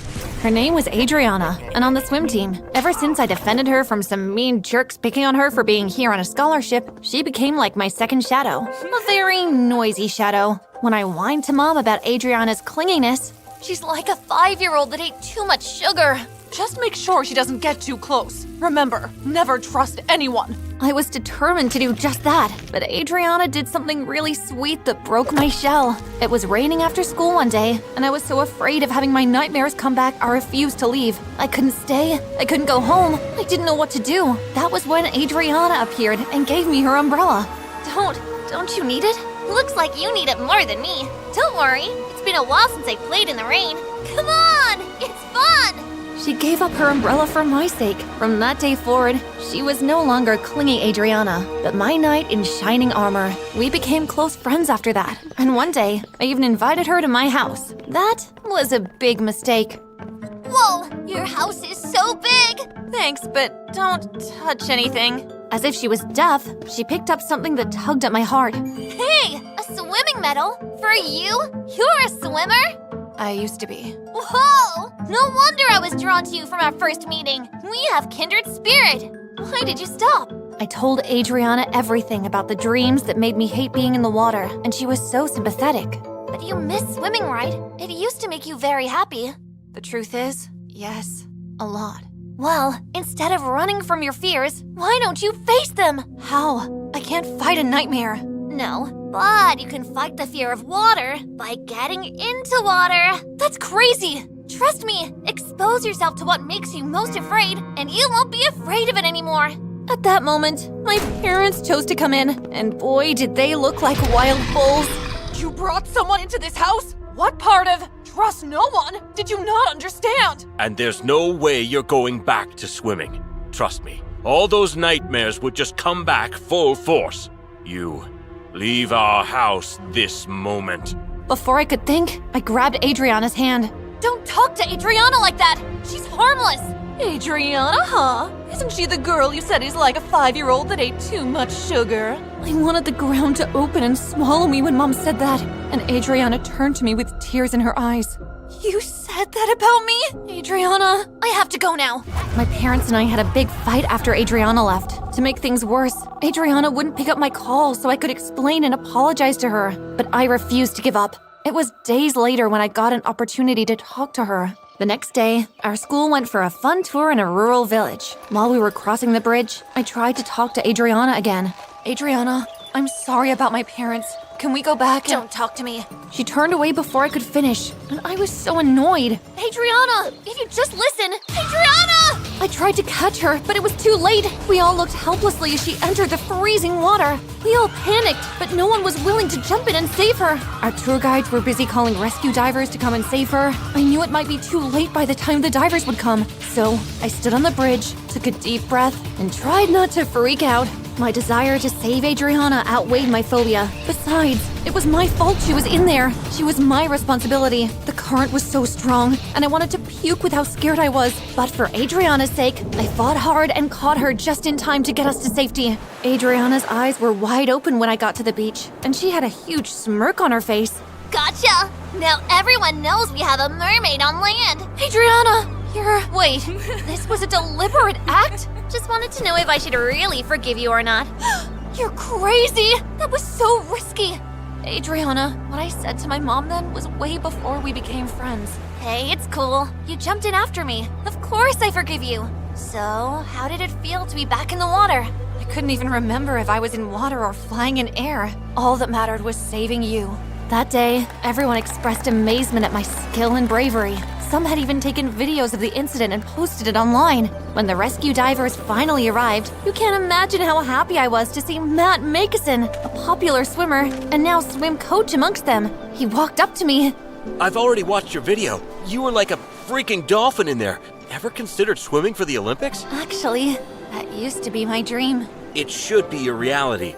You're good. I'm coaching for the Olympics now. You could easily beat Kate Ledecky. Would you like to be part of it? Seeing Adriana and Matt express strong confidence in me was all I needed to reignite my passion for swimming. And so with all my heart, I said, yes, I would like that. Adriana and I got a ride home, and I was so happy with how everything turned out that I forgot something very important. Whoa, you're showing your neck for the first time. Is that a moon mark? My jacket was still off, and now everyone had seen my neck. Don't look, it's ugly. Are you kidding me? The mark is like a work of art. Really? Are you blind? Look at it. I looked at the mark in the window, and for the first time, I didn't feel disgust. Adriana was right. It wasn't ugly. It was beautiful. For the first time in my life, I was no longer ashamed. Are you okay? I am now, thanks to you. When I got home, my parents weren't back yet. They had gone on a business trip. I was not relishing their drama about my birthmark being outed. However, nothing in the world could prepare me for the shock that came the next day. I thought maybe my parents had forgotten their keys. But nope, a grinning Adriana was at the door, with dozens of reporters in wait. Good morning, Tesla. These news people asked me to show them the mermaid in human form that saved my life, aka you. I barely had time to react as the reporters started asking me a million questions at a go. And just then, my parents showed up. What's going on here? How dare you people film our daughter? It's okay. Your daughter's a hero. Adriana showed my parents the video of me saving her life, but instead of congratulating me on my bravery and skills, they shoved me inside and went off on me. What kind of child are you? Not only did you get into water, you uncovered your neck for the whole world to see. Now we have to leave here before everyone starts treating you badly for it. Are you for real? I was saving my friend's life. And you know what? My mark is a part of me, and I refuse to be ashamed of it anymore. Thanks to your carelessness, that dream will come to haunt you for the rest of your life. People will make fun of you. Your life will be a nightmare now. I'm not afraid of nightmares anymore. Next week, I will be joining a swim team. I won't let it, or you two, stop me from doing what I love. This ends now. We're leaving. My parents were acting like they had lost some nuts, and I was fuming with anger at them. Ah! Ah! Where are you taking me? Told you, we're leaving now. Through the backyard? Officially, my parents had lost their minds. But just as we got out the backyard, we were met with the unexpected. The police had our house surrounded. Reporters had moved from the front to the back and were capturing the whole thing. I was in shock. On your knees now! Hands in the air! Let the captive go! I thought, what captive? Was there someone else in the house? And then I saw her, the woman from my dreams. To my shock, Mom and Dad went down on their knees like common criminals. It turns out that the captive was me. My dream lady hugged me with tears in her eyes. My Carla, it's really you. My name is Tesla, but I think I know you. Your name is Carla. I gave it to you when you were born. These thieves are not your parents. I am your real mom. 12 years ago, when you were just 3 years old, we were traveling by ship. When we got hit by a storm, you were only 3 and got carried away by the waves. I did my best to find you, but these criminals did their best to hide you. The woman's story made my head spin, and at the same time, something told me it was nothing but the truth. So the dream I used to have was actually a memory? No, that can't be. Mom, Dad, she's lying, right? She's right, Tesla. For 10 years, your mother and I had no child. One day, we went for a picnic beside the river in my hometown and found you by the beach. You had no memory of your past, so we took you as heaven's gift to us and raised you. Heaven's gift to you? You have no idea how much pain you caused me! Wait, this mark on my neck. I have it too. Every royalty in our tribe has it. Royalty? So this is why you made me hide it, so I wouldn't be recognized and found by her. Everything's a lie. even my name! My feelings ranged from shock to disbelief and mostly anger at my parents. Scratch that. Fake parents. Selfishness. All these years, you told me I shouldn't trust anyone when you're the ones who shouldn't be trusted. Take them away, officers. It broke my heart to see the people I had known as my parents taken away, but they had to face the consequences for their actions. Days later, I was on my way home with my real mom. I had so many questions. Just ask me already. So we live on an island? Is that why I can swim so well? Let's just say we are all very, very good swimmers. Are my tribe people, like, very modern or stuck in the Stone Age? Oh, Carla, do I look like someone from the Stone Age to you? You said this moon mark is for royalty. All royals in our tribe have that mark. So am I like a princess or something? There's a lot to learn, Carla. You will learn everything in due time. But know this, you are the queen of my heart. Life after that day was just amazing. Just a year later, I held multiple world records, knocking Kate Ledecky off her pedestal in every category, and I was just getting started. But swimming was just a part of my new amazing life. Guys, don't let any so-called flaws make you feel less. Find a way to rock those so-called flaws. Don't let anyone tell you lies or define you because each and every one of you is a royal. You're all queens and kings. And if you're lucky enough, try to be and make friends like my dear Adriana, over here! A friend that pushes you to be the best you can be and stands by you through thick and thin. Life is to live. Don't wait another day. Go grab your destiny and never let go. When we were little, my cop dad used to pick me and my twin sister Morgan up from school after work, and one day, there was this one event that impacted my life forever. All units, we have a report of a large snake on a playground near Elm Street Elementary. Children are trapped and scared. Proceed with caution. Sweethearts, Dad's gonna take care of something. Buckle up. Please, stay calm. We'll handle this. Morgan, honey, I need your help in securing the snake. Can you grab that pole and crate from the maintenance shed? No way! It looks gross, and I'm scared! Typical Morgan. She only cared about her skin. But when I saw how scared everyone looked, it unlocked something in me. I wanted to be brave, just like Dad. I'll do it, Dad. Now, Maddie, I need you to use that long pole and guide the snake into here. Dad and I saved the day, and I realized that I wanted to be a cop just like him and save more lives. But having an ex-model for a mom made me feel like it wasn't possible. Come, girls. We have a big audition to go to. As you can see, Mom wanted Morgan and I to be models, but this was very difficult for me. Dresses, makeup, heels, all of it. I was the resident tomboy, but Morgan, she was just like Mom. Perfect. And so obsessed with winning. I win! Hey, you couldn't even help me. Of course. She quickly became Mom's perfect little angel, and I tried my best to fit in with them, but Mom always made me feel like I wasn't doing enough. Those weren't the heels I asked you to put on. They aren't? You always forget everything. Okay, maybe I really wasn't doing enough, and compared to Perfect Morgan, I was the forgetful scatterbrain. But honestly, this wasn't where my heart was. This was. Easy, easy. I loved training at the defense club with my dad every week when I had the chance to hang out with his cop friends and learn to kick some serious butt. You know how to throw a punch, kid? You bet. You better watch out. She might take your job one day. I'll agree to that, if she can beat my son. Suddenly, this cute boy walked in, and I swear I lost all brain function for a second. His name was Fred, and I'd seen him around before with his headphones on, but I was too chicken to make a move. Madison here was just bragging about how she can take you down. I don't fight girls. I couldn't believe the words coming out of the butt-face's mouth. Just say you're scared. Well, since you're asking for it. Fred and I squared each other in an intense battle. He was really tough to beat, but at the end, I won. Not bad. You're good, but not that good. For just 5 seconds anyways, because before I knew it, he had me under him, and the way he stared at me filled my stomach with butterflies. I told ya.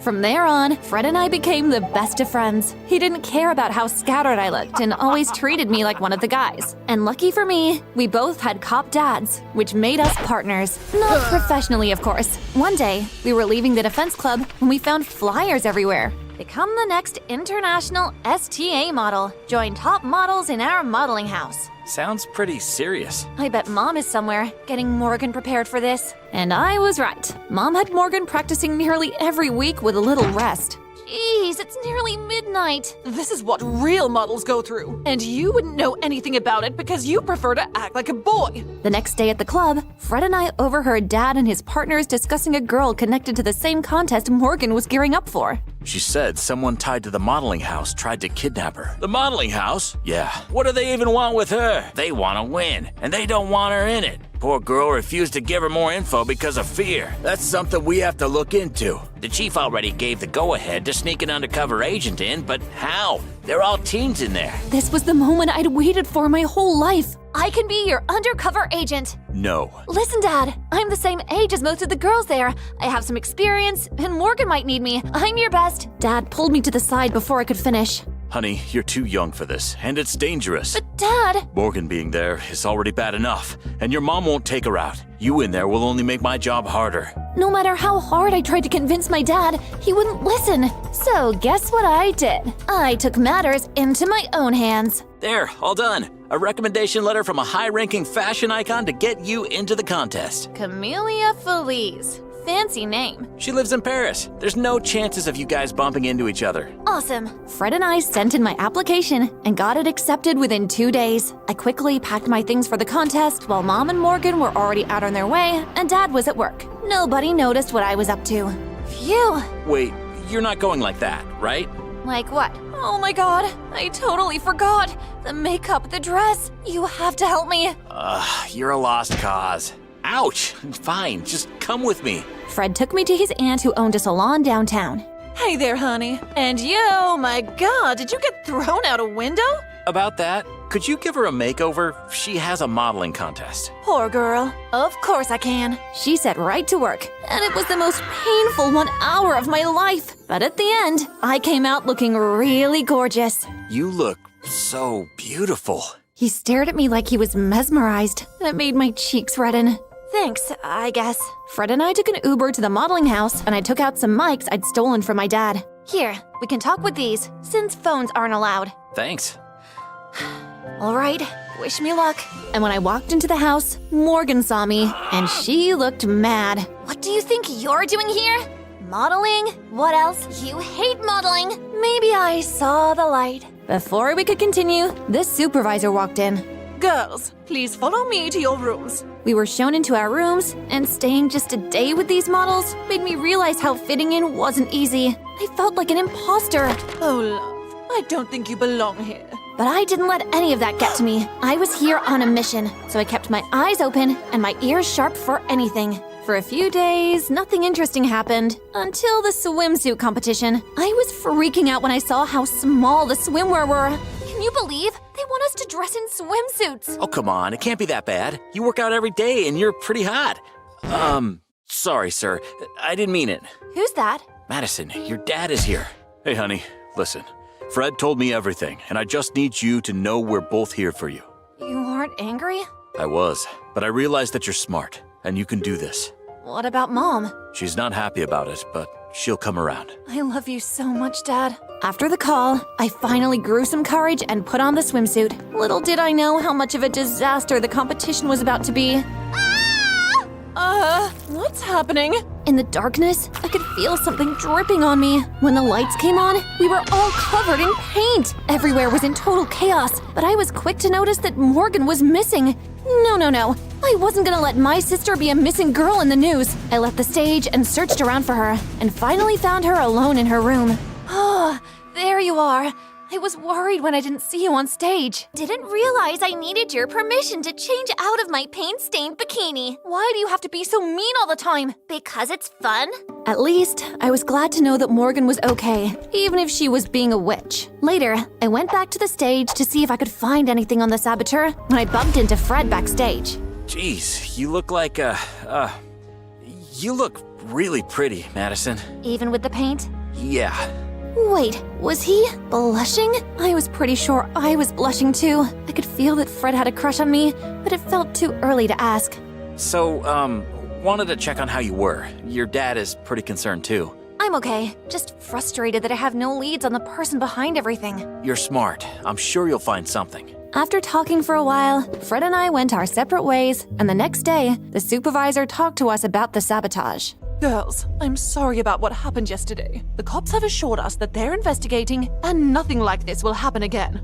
Yeah, right. At least, her speech lowered the tension in the house. But in the next few days, I spent my time conducting a mini investigation around the house. And one night, I found a shadow in the dressing room with a pair of scissors, about to snip some dresses. But they noticed me and bolted, so I gave chase, hurtling through the halls until we reached the kitchen, where I caught them. I turned on my flashlight and was shocked to find my sister staring at me. Morgan, you're the saboteur. Great observation, Sherlock. But why? Why do you think? I have a reputation to maintain. You're doing all these just to win? Wait, were you responsible for that girl who almost got kidnapped too? It's none of your business. You better talk, or I'll report you to the supervisor. Go ahead. You don't have any proof. Now please get off. Finding out that Morgan was the saboteur was the worst highlight of my night, so I spoke to Fred. Do you think we should tell your dad? Not yet. I can't dump something like that on him yet. It'll be devastating. I agree. So, what should we do? I'll have to find dirt on Morgan. The next day was the model's talent show, and I was so distracted by last night that I hadn't even prepared for it. And now, ladies and gentlemen, we welcome the next presenter, Madison, up on stage. Hi everyone. My talent is, singing. I sang a lot in middle school. Row, row, row your boat gently down the stream, merrily. Well, that was embarrassing. But after my turn, I saw that the models were distracted, so I crept back to the house and snooped around Morgan's room. I found a box filled with receipts for hairpins, sonic devices, a remote, and then the actual stuff. Is this the sonic device? I'd better be sure. Maybe this remote controls it. Ow! Gosh, what was Morgan planning to do with all these? I was still trying to figure it out when I heard some loud noise in the distance and quickly put our things back together and slipped out of the room before anyone could see me. In the next few days, it was already the final modeling contest, and I could tell that Morgan was up to something with the way she was acting. Backstage, she was gifting a few girls the hairpins. Just a little good luck charm from me to you, Chloe. Aw, it's so beautiful. Thanks, Morgan. When no one was watching, I slipped the hairpin from one of the model's hair and looked at it. That was when I saw it, a little sonic device taped carefully to it. Before I could warn everyone, we were all filing onto the stage to listen to the host announce the winner of the contest. I couldn't do anything without interrupting the event, so I spoke to Fred. Fred, she implanted sonic devices on the contestants. Code Red. Your dad and I will be backstage soon. Fred and Dad were taking their time, and Madison could press the remote at any time. I had to do something. I started to approach the stage, but suddenly, 2 men showed up behind me and grabbed me away from the stage to the backstage. Hey, leave me alone! So, you're the kid who used my name to lie. Who are you? Really? Madison, this is Mrs. Camila Feliz, the woman in your recommendation letter. I invited her here, and apparently she doesn't know you. Great. Just great. I'd totally forgotten about the recommendation letter. Listen, I'm sorry, but I can explain. Please, take the little criminal away. Her men took me away and kept me with them backstage, but luckily, Fred and Dad came to my help. What's going on here? None of your business, kid. That's my daughter you've got there, and I'm a cop. I could arrest you for holding her against her will. The men let me go, and I hurried back to the stage. Morgan was holding the remote control and standing with the 2 models at the front, who were the final contestants. The winner was about to be announced, but I had to act fast. I lunged onto the stage and tried to grab the hairpins from the girl's hair. Ah! What are you doing, you creep? But they thought I was attacking them. I went for Morgan next and pushed the remote control from her hands. When she tried to pick it up, Dad showed up and arrested her. The entire event got canceled. I'm so sorry. I only wanted to win and impress everyone, especially Mom. Oh, honey, I realize that I must have put a lot of pressure on you, but you didn't have to do this. I still can't believe you had a hand in almost kidnapping that girl. I only threatened her. I swear. Nothing else. That doesn't make it any better. No wonder she refused to say anything. She knew that I was your dad. Please. I'm so sorry. I didn't mean to. The police took her away, and then Fred appeared beside me. I'm sorry about her. She'll learn her lesson. Dad says she'll get lesser punishment because she's a minor. That's a good thing. So, I've been, meaning to ask you out on a date. Do you like me, Fred? Because if you do, I do too. Really? I drew Fred in for a kiss, and kissing him felt like the best feeling ever, until someone interrupted us. I hope I'm not interrupting much. You know, girl, I thought you were a fraud, but you proved me wrong tonight. For this, I am granting you a scholarship. Sometimes in life, being a hero doesn't mean putting on a cape. It can be as simple as doing the right thing and standing up for what you believe in. So let's all strive to be true to ourselves and not do anything criminal. Hi, I'm Violet from Los Angeles. I was born to a stinking rich mom who spoiled me rotten. Mom was the CEO of the biggest automobile company in the world. Sometimes Mom would take me to her company and show me all her new model cars. And I always felt so proud to be her daughter. And one day, by accident, I asked her the wrong question and she freaked out on me. Wow, Mom, I'm so proud of you. I wish Dad was here to see how great you are. Your dad? Why would you even mention him? He left us before you were even born. Did he contact you? No, Mom, calm down. I was just... Don't ever mention your dad again. It was my first time seeing Mom so mad at me. I hated disappointing her. I worked extra hard to make Mom proud. My best friend, Mikkel, who was born a genius, helped me score an A+ on all my tests. Violet, no. That's not how you work out that equation. I don't know why I always struggle with divisions. I don't know what I would do without you, Mikkel. I don't know what I would do without you too, Violet. Mikkel was cute, and sometimes I'd feel all fuzzy when he looked at me, but he never showed any signs of liking me more than a friend, and I didn't want to spoil anything by telling him how I really felt. Mikkel and I were really close. Since he also lived next door to us, his parents were always away at work, and he was usually very lonely at home with his nanny. So he used to come over for dinner, and Mom grew fond of him because he was a computer genius. When we were around 18, Mom hired Mikkel and I as interns in her company, and the more time we spent with each other, the more I started falling for him. Until one day, I decided to tell him how I felt on my birthday. Happy birthday, best friend. Make a wish. I wish that Mikkel, my best friend, would ask me out on a date because I really, really like him. He looked at me surprised like it was his birthday. Wow, I really, really like you too. After that day, Mikkel and I were inseparable. I was so happy. And when I was about to share my love life with Mom, I found the maids dragging big suitcases behind her. Out of my way, honey. I can't miss my flight. Oh, I just wanted to share some big news with you. When I'm back, Violet, I have a philanthropic mission in Uganda. Mikkel kept me company while Mom was away, and one day, while we were watching STA, someone from the office called Mikkel and asked us to turn on the news.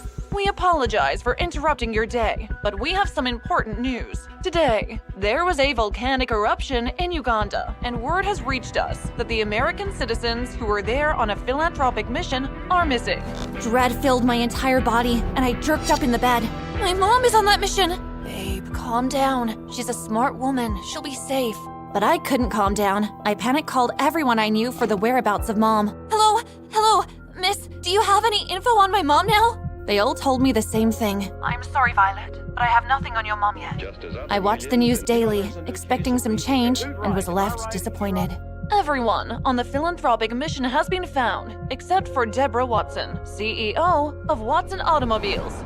For a year, Mom didn't return, and it left me quite devastated, but Mikkel was always there to comfort me. I hope Mom is found. I can't lose her like I lost Dad. I'll have nobody. You have me, Violet, and I'll never leave your side, babe. And I'm sure your mom will be found. Oh, Mikkel, what would I ever do without you? And then one day, I got an unexpected visit from an old man I'd never seen before. Hello, Violet. I'm Mr. Gregory, your mom's lawyer. In case of an event like this, your mom has prepared a will. A will? Does that mean Mom is gone forever? My voice shook as I asked. I couldn't bear to hear the worst. No, we're still hoping she'll be found. In the meantime, the company needs control, and that will be split amongst the children. Wait, what? Children? What do you mean children? I'm my mom's only child. He just gave me a small smile and stared at the door as two girls I didn't know walked into the room. Welcome, Yasmin and Stacy. Please sit. They sat on the couch like the house belonged to them, and it made me so mad I could feel smoke popping out of my ears. Your mom wants to split her inheritance amongst the three of you, but she's attached a condition to it. You three must live together and get along for a year. A year? I think there's been a mistake, Mr. Gregory. I'm my mom's only child, and I've never seen these girls. Maybe that will is fake. The taller one, Yasmin, turned to me with anger in her eyes. Looks like you don't know Mommy that well. I stared her down, and electricity jolted between our eyes. Whoa, I know my mom better than anyone. And if she had other kids, she'd tell me. That's how I know you're imposters. Oh, Violet, don't be rude. This is your mom's wish. I'll take my leave now, and we'll be back in a week or two to check on you three. Behave yourselves. We'll be good. Bye, Mr. Gregory. As soon as Mr. Gregory left, the girls faced me with evil grins. Listen, you spoiled brat. Yasmin and I aren't going anywhere. We're going to get that inheritance all for ourselves and make sure you get none. We'll drive you crazy. You think you can just prance into my house and scare me? I'll expose you for the heartless frauds you are. Game on. Don't cry too much. They left the room with evil laughs that resonated behind them. Living with Yasmin and Stacy was torture. Once when I was running late to school, they ripped most of the clothes in my closet, and I had no choice but to wear one of the damaged dresses. Another time, they both spilled colorful paint all over my car, and I went berserk. What is wrong with you two? Just giving it a new look. Maybe you're the ones in need of a new look. I grabbed a paint bucket and spilled its contents all over them, and then we had a massive paint fight. Having Yasmin and Stacy at my house messed with my head, and I only had Mikkel to confide in. He gave me so many silly ideas that made me laugh and took my mind away from everything for a moment. You could put a hippopotamus in their room. A hippopotamus? Or I could use my super hacker skills to find dirt on them. Wait a minute. That could work. Do it. Mikkel got on his laptop and set to work. His fingers tapped rapidly at the keyboard like a freaking robot, and after some minutes, he looked up at me with a happy glint in his eyes. Bingo! Apparently your sisters used to live in a small town in Mexico. And guess what? They were well-known thieves. He showed me the laptop screen, and on it was boldly plastered the mugshots of Yasmin and Stacy. Oh my god! I knew they were lying!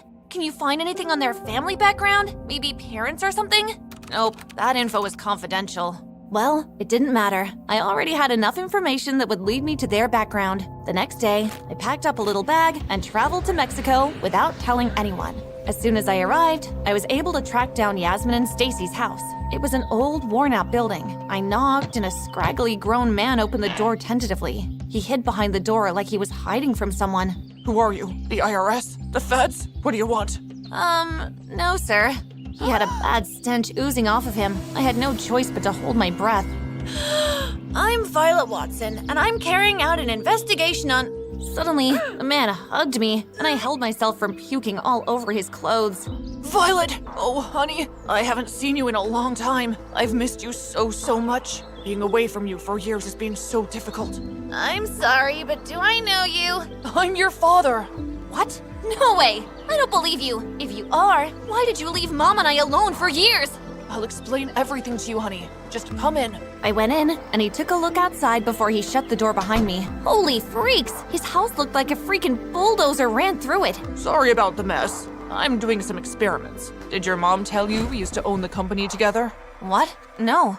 Well, we used to until she grew greedy and kicked me out. She became harsh and careless towards everyone around her, even her family. I had to get custody of Yasmin and Stacy and leave your mother since it was hurting them so terribly. So, Stacy and Yasmin are truly my sisters? Of course. Your mother was pregnant with you then, and when you were born, she wouldn't let me see you. The way he spoke about Mom, she sounded like a really terrible person. Had Yasmin been right? Did I really know my mom?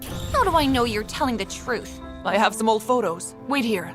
Dad disappeared and returned with a photo book. We scrolled through it together, and I found old pictures of my mom posing with Yasmin and Stacy. Yet, I was still finding it hard to believe. Mom and I were thick as thieves. Why would she lie to me? I wished I could talk to her and ask her. I need a moment. This is all hard to take in. Take your time. Later that evening, Dad wanted to take me out to get food, but as soon as we got in the car, something happened. Can you drive, honey? Yeah. Cool. You drive. He tossed the car keys at me and got into the car. Sweet. As soon as I started the car, Dad froze when he saw another car enter the yard with tinted windows. Oh God, those are dangerous men. Drive away, Violet. I hit the pedal and hard reversed and sped away, but the car started tailing us, so I drove faster until we lost them. Whoa, honey, who taught you to drive like that? It's no big deal. I learned a bit with the cars at Mom's company. Dad was so impressed with my driving, he wouldn't shut up about it. And the next morning, he made a big announcement.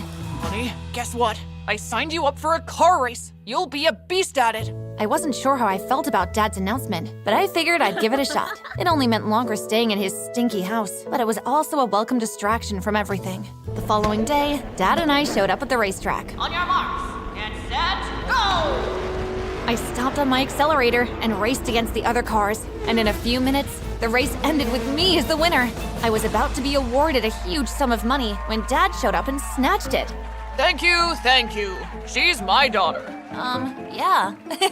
Dad threw a mini celebration for me that night, and in the days that followed, we visited a lot of places and had so much fun. I couldn't believe Mom had deprived me of all of this. He kept signing me up for more races, and I kept winning them all. But he always took the money I won. It wasn't like I needed it anyways. He needed it more than I did.